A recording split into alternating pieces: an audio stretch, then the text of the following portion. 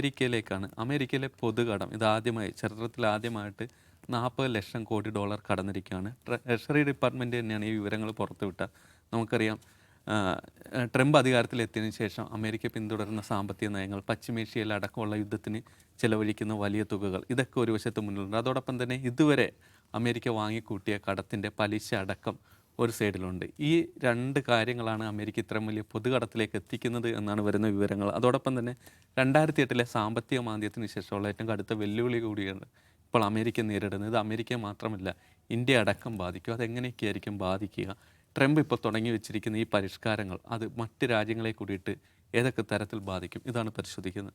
അജിംസ്, ഇപ്പോൾ വന്ന ഈ റിപ്പോർട്ടിൽ പറയുന്നത് ട്രംപ് 2 തവണ ബൈഡനും അതോടൊപ്പം തന്നെ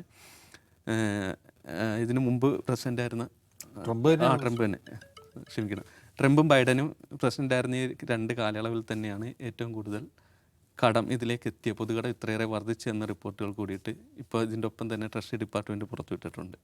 അതേക്കുറിച്ചിട്ട് എന്താ? അതായത് അമേരിക്കയിൽ കടം വർദ്ധിക്കുക എന്നുള്ളതൊരു പുതിയ സംഭവമല്ല. അമേരിക്ക എന്ന രാജ്യം ഉണ്ടായത് തന്നെ വലിയ കടത്തിലാണ്. അതിനുള്ള $7 കോടി ഫ്രാൻസിൽ നിന്ന് കടം വാങ്ങിയിട്ടാണ് അവരുടെ രാജ്യം ഉണ്ടായത് തന്നെ. അതായത് ആ രാജ്യം ഈ സ്വാതന്ത്ര്യ സമരത്തിന് ശേഷം രൂപം കൊള്ളുമ്പോൾ തന്നെ ഫ്രാൻസിന് $7 കോടി കടം കൊടുക്കാനുണ്ടായിരുന്നു. അപ്പോൾ കടം വാങ്ങുക എന്നുള്ളത് അമേരിക്കൻ മുതലാളിത്തത്തിനൊരു പുതിയ കാര്യമല്ല, അവരുടെ ഗവേണൻസിനൊരു പുതിയ കാര്യമേ അല്ല. GDP-യുടെ 100% ട്രംപിൻ്റെ ആദ്യ ഘട്ടത്തിലുണ്ടായിരുന്നു. ഇപ്പോൾ 120% എന്നുള്ളതാണുള്ളത്. അപ്പോൾ അമേരിക്കയിലെ പൊതുകടം വർദ്ധിക്കുന്നത് പ്രധാനമായും അമേരിക്ക യുദ്ധം ചെയ്യുമ്പോഴാണ്. ഇപ്പോൾ 2ാം ലോക മഹായുദ്ധകാലത്ത് അവരുടെ പൊതുകടം വർദ്ധിച്ചിരുന്നു. അതിനുശേഷം 2ാം ലോക മഹായുദ്ധത്തിന് ശേഷം അവരുടെ കടം അവർ വീട്ടിൽ തീർത്തു. കാരണം വലിയ തോതിലുള്ള സാമ്പത്തിക മുന്നേറ്റം അമേരിക്ക ആ കാലത്തുണ്ടാക്കി 2ാം ലോക മഹായുദ്ധത്തിന് ശേഷം. അപ്പോൾ സമാധാന കാലത്ത് അവർ പണം ഉണ്ടാക്കുന്നു, കടം തിരിച്ചടയ്ക്കുന്നു, പിന്നെ പോയി യുദ്ധം ചെയ്യുന്നു, കടം ഉണ്ടാക്കുന്നു. ഇതാണ് അമേരിക്കയുടെ ഒരു രീതി. ഇപ്പോൾ അമേരിക്കയുടെ ഒരു പൊതുകടത്തിൻ്റെ ട്രജക്ടറി നോക്കിക്കഴിഞ്ഞാൽ ഇപ്പോൾ 1981, അതായത് 45 വർഷം മുമ്പ് അമേരിക്കയുടെ കടം $1 ട്രില്യൺ ആണ്.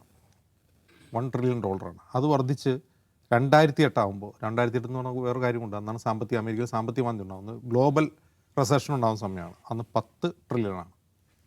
അപ്പോൾ ഈ 1 ട്രില്യണിൽ നിന്ന് $10 ട്രില്യൺ ആവാൻ എടുത്തത് അത്രയും വർഷമാണ്. 81 നിന്ന് 2008 വരെയാണ്. എങ്കിൽ 2017, അതായത് ട്രംപിൻ്റെ ഫസ്റ്റ് ടൈമിൽ അത് $20 ട്രില്യണായി, ഇരട്ടിയായി. അത് ട്രംപ് 2008 മുതൽ 2017 വരെയുള്ള 10 വർഷം കൊണ്ടാണ് അത് ഇരട്ടിയാവുന്നത്. 1 നിന്ന് 10 ആവാൻ 20 കൊല്ലം എടുത്തു, 27 കൊല്ലം എടുത്തു. എന്നാൽ 10 നിന്ന് 20 ആവാൻ വളരെ പെട്ടെന്നാണ് സംഭവിച്ചത്. പിന്നെ അത് കഴിഞ്ഞ മാർച്ചിൽ കഴിഞ്ഞ മാർച്ചിൽ 39 ആയിരുന്നെങ്കിൽ ഈ മാസം അത് 40 ആകുന്നു. അതായത് ഓരോ മാസവും ഇപ്പോഴത്തെ അതിൻ്റെ ഒരു പോക്കനുസരിച്ച് ഓരോ മാസവും $1 ട്രില്യൺ വെച്ച് കൂടും എന്നുള്ളതാണ്. അതിൻ്റെ പ്രധാനപ്പെട്ട കാര്യം $1 ട്രില്യണോളം ഓരോ മാസവും പലിശ അടയ്ക്കേണ്ടി വരും എന്നുള്ളതാണ് അതിൻ്റെ പ്രശ്നം. ഇത്രയും കടത്തിൻ്റെ പലിശ തന്നെ $1 ട്രില്യൺ ആണ്. അത് ഹ്യൂജാണ്. അപ്പോൾ അത് ഹ്യൂജാണെങ്കിൽ അത് തിരിച്ചു പിടിച്ചെടുക്കാൻ അമേരിക്കക്ക് പറ്റും. കാരണം അമേരിക്കയിൽ ഓൾറെഡി ഒരു നിയമമുണ്ട്. 41 ട്രില്യണിൽ കൂടുതൽ GDP-യുടെ പെർസെൻറ്റേജ് വെച്ച് നോക്കുമ്പോൾ ഇപ്പോൾ 120%. GDP-യുടെ 120% കടം. ആ ടോട്ടൽ ഗ്രോസ് ഡൊമസ്റ്റിക് പ്രൊഡക്റ്റിൻ്റെ 120% കടം. അപ്പോൾ അത് 41 ട്രില്യണിൽ കൂടാൻ പാടില്ല എന്നൊരു നിയമം ഓൾറെഡി അമേരിക്കയിലുണ്ട്. 1 ട്രില്യൺ അടുത്ത മാസം ആകുമ്പോൾ അതുണ്ടാവും, അത് സർപ്പാസ് ചെയ്യും. അടിയന്തരമായിട്ട് എന്തെങ്കിലും തരത്തിലുള്ള ഒരു ഫിസ്ക്കൽ അറേഞ്ച്മെൻറ്റിലൂടെ ചിലപ്പോൾ കടം കുറയ്ക്കുമായിരിക്കും, കൂടുതൽ കടപ്പത്രങ്ങൾ ഇറക്കുകയോ അല്ലെങ്കിൽ മറ്റെന്തെങ്കിലും കാര്യം കുറിച്ച് കുറയ്ക്കുമായിരിക്കും. പക്ഷേ ഇതൊരു ഇമ്മീഡിയറ്റ് ത്രെറ്റാണ് അമേരിക്കയ്ക്ക് എന്ന് പറയാൻ കഴിയില്ല. അമേരിക്ക എന്തോ പൊളിയാൻ പോവാണ്, അമേരിക്കയുടെ കടം കയറി മുടിയാൻ പോവാണ്, അങ്ങനെ പറയാൻ കഴിയില്ല. കാരണം അമേരിക്ക അത്രയും വലിയ എക്കണോമിയാണ്, ലോകത്തെ ഏറ്റവും വലിയ എക്കണോമിയാണ്. അതുകൊണ്ടാണ് ആ കടം അവർക്ക് സർവൈവ് ചെയ്യാൻ പറ്റും. പക്ഷേ അതിൻ്റെ ഒരു പ്രശ്നം ചില ഹിസ്റ്റോറിയൻസ് ചൂണ്ടിക്കാട്ടും. ഇപ്പോൾ ഫെർഗ്യൂസൺ തിയറി എന്ന് പറഞ്ഞൊരു തിയറി ഉണ്ട്. ആ തിയറി പ്രകാരം ലോകത്തെ വളരെ പ്രധാനപ്പെട്ട വൻശക്തി രാജ്യങ്ങൾ, ഈ വൻശക്തി രാജ്യങ്ങൾ എന്ന് പറഞ്ഞാൽ അവരുടെ ഏറ്റവും വലിയ ശക്തി എന്ന് പറഞ്ഞാൽ സൈനികമാണ്, സൈന്യത്തിൻ്റെ സ്പെൻഡിങ് ആണ്.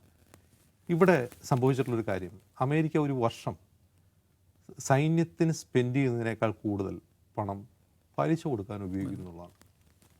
അത് വളരെ പ്രധാനപ്പെട്ട ഒരു ടേണിംഗ് പോയിൻ്റായിട്ട് ചൂണ്ടിക്കാട്ടപ്പെടുന്നു. അങ്ങനെ സംഭവിച്ചിട്ടുള്ള ഒരു വൻശക്തിയും പിൽക്കാലത്ത് അത് വൻശക്തിയായി തുടർന്നിട്ടില്ല എന്ന് ഉദാഹരണ സഹിതം പറയുന്നത് ബ്രിട്ടൻ്റെ ഉദാഹരണമാണ്. ബ്രിട്ടൻ ഒരു കാലത്ത്, അതായത് 2ാം ലോക മഹായുദ്ധത്തിന് മുമ്പ് ബ്രിട്ടൻ അങ്ങനെയായിരുന്നു. അതിനുശേഷം ബ്രിട്ടൻ എന്ത് സംഭവിച്ചു? ബ്രിട്ടൻ ഒരു വലിയ കൊളോണിയൽ ശക്തി അല്ലാതായി മാറി. എല്ലാ കോളനികൾക്കും സ്വാതന്ത്ര്യം കൊടുത്തു.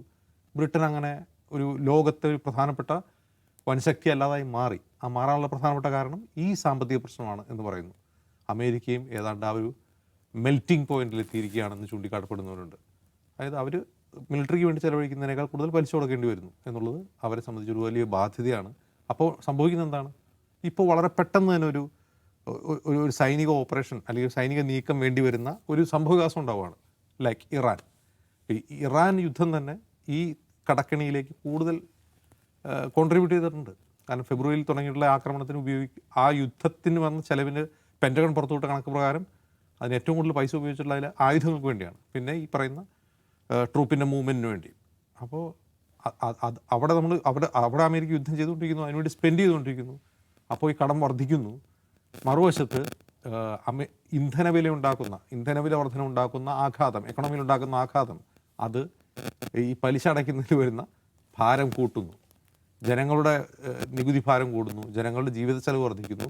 ഇത് മുഴുവൻ കൂടി അക്യുമുലേറ്റ് ചെയ്ത് കഴിയുമ്പോൾ യുദ്ധം ചെയ്യാൻ പറ്റാത്ത അവസ്ഥയിലേക്ക് വരും. ഇറാനെതിരെ യുദ്ധം നീട്ടിക്കൊണ്ടുപോകാൻ പറ്റാത്ത അവസ്ഥയിലേക്ക് വരും. കാരണം അതിന് സ്പെൻഡ് ചെയ്യാൻ പണം, അതിനുവേണ്ടി ഇറാനിൽ യുദ്ധം ചെയ്യാൻ വേണ്ടി പണം കൊടുക്കണോ, അല്ല 1 ട്രില്യൺ പലിശ കൊടുക്കാൻ വേണ്ടി പണം ഉപയോഗിക്കണോ എന്നുള്ള പ്രധാനപ്പെട്ട ക്വസ്റ്റ്യൻ വരും. പിന്നെ അമേരിക്കൻ കോൺഗ്രസിനുള്ള അക്കൗണ്ടബിലിറ്റി ഭരണകൂടത്തിൻ്റെ ഈ കണക്കൊക്കെ പറയണമല്ലോ.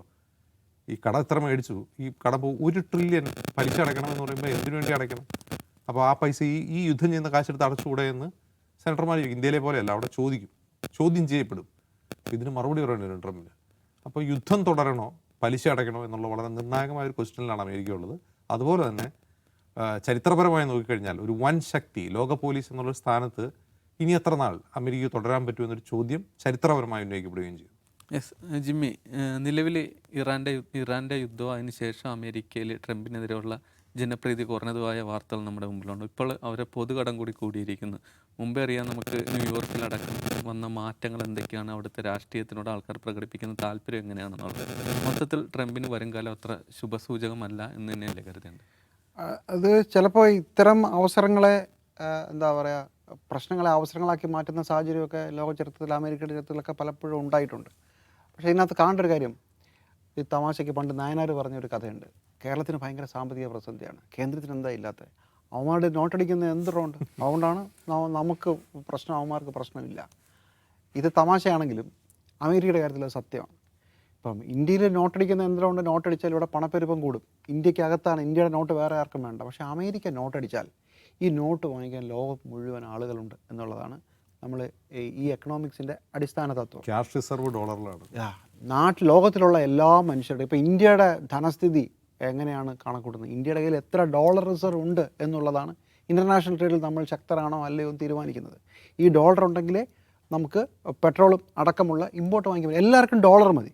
അതുകൊണ്ട് അമേരിക്കയിൽ എന്ത് പ്രതിസന്ധി ഉണ്ടായാലും അമേരിക്ക ഡോളർ അടിച്ചുകൊണ്ടേയിരിക്കും. ഈ ഡോളർ നാട്ടിലെല്ലായിടത്തും വാങ്ങിക്കാൻ ആളുണ്ട്. അതുകൊണ്ടാണ് ലോകത്തിൽ ഒരു സാമ്പത്തിക ശക്തിക്കും ഒരു രാജ്യത്തിനും ചെയ്യാൻ പറ്റാത്ത പണപ്പെരുപ്പം ഉണ്ടാക്കാൻ അമേരിക്കയ്ക്ക് കഴിയുന്നത്. ആ പണപ്പെരുപ്പം ലോകം അബ്സോർബ് ചെയ്യുന്നു. ഇതാണ് ഇതിൻ്റെ ലളിതമായ കാര്യം. ഇപ്പോഴെന്താണ് പ്രശ്നം? ഒരു പ്രശ്നവുമില്ല. ഇത് കൂടി ഒരു ഘട്ടം കഴിയുമ്പോഴേക്കും പല രീതിയിൽ അമേരിക്കയ്ക്ക് എന്ത് വേണമെങ്കിലും എന്ത് റെക്ലെസ് ആയിട്ടുള്ള സാധനം. ഇപ്പം ഉദാഹരണത്തിന് ഇറാഖിനെ അമേരിക്ക താങ്ങി നിർത്തുന്നതിനെക്കുറിച്ച് ഒരു കഥയുണ്ട്. കഥയെല്ലാം ഉള്ളതാണെന്നാണ് പറയുന്നത്.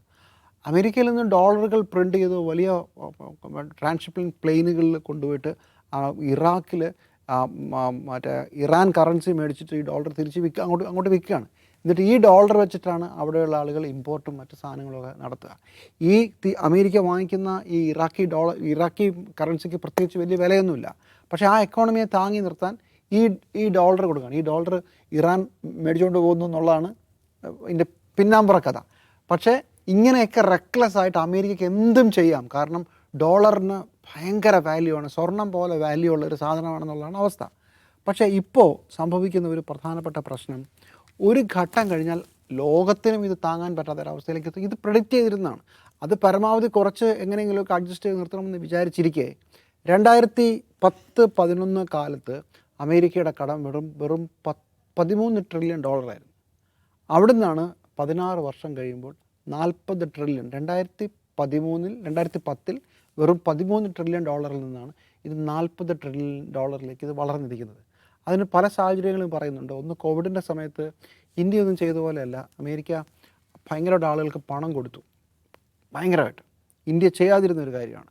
അതിൻ്റെ ഭാഗമായി പണപ്പെരുപ്പമുണ്ടായി, 2008 സാമ്പത്തിക മാന്ദ്യം ഉണ്ടായി, അങ്ങനെ പല പല കാര്യങ്ങളും. പിന്നെ വാർ ഓൺ ടെറർ മുതൽ അമേരിക്ക ഫണ്ട് ചെയ്ത നടത്തിയ യുദ്ധങ്ങളുടെ വളരെ വലിയ ചിലവ്, ഇതെല്ലാം കൂടെ ചേർന്നിട്ടാണ് വന്നു നിൽക്കുന്നത്.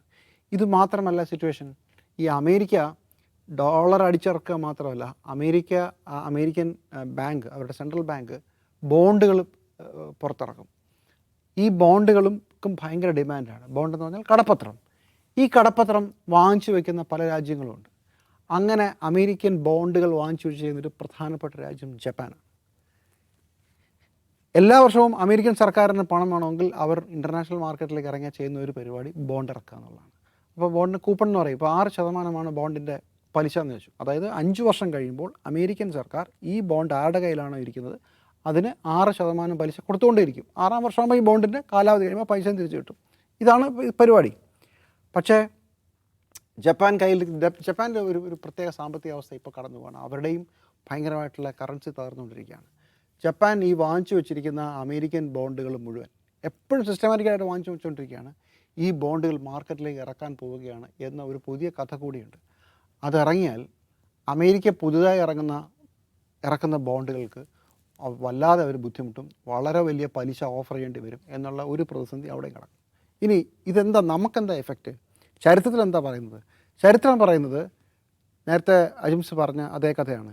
ബ്രിട്ടൻ ഒരു ലോകശക്തി അല്ലാതാകുന്നത് 2ാം ലോകമഹായുദ്ധത്തിൽ ബുദ്ധിമുട്ടാകുന്നു.